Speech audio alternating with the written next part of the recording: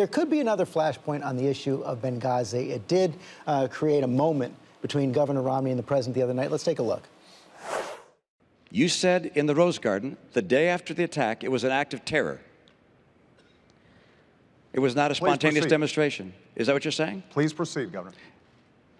I want to make sure we get that for the record, because it took the president 14 days before he called the attack in Benghazi an act of terror. Get the transcript.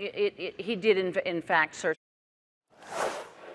Greta Van Susteren, Candy Crowley stepping in there to help the president. Well, actually, I think she helped Governor Romney. Candy Crowley, by the way, is an old friend of mine. I used to work at CNN. But I actually think she helped Governor Romney because there were about 15 or 16 topics they discussed that night. And the most important issue for Governor Romney's campaign is to put the spotlight on Libya and how the president's administration has been very clumsy at best, not giving us the information, meaning the American people, what happened. So what happened is because Candy Crowley was clumsy in how she handled it, the entire discussion, and even right now, is about Libya, where we would have probably reserved it for the debate tomorrow night. But Candy, in an unusual, bizarre way, put the total spotlight. It's all the media talked about. No, absolutely not. I mean, I think that Benghazi discussion, the Libya discussion was the president's best moment of that debate, and I think Mitt Romney's worst moment of that debate. And I have to say, so many times in this discourse that we have, and what Candy Crowley did, I actually thought was laudable, because what happens in this whole thing is the truth becomes a casualty, and nobody's supposed to say what actually happened. We're just supposed to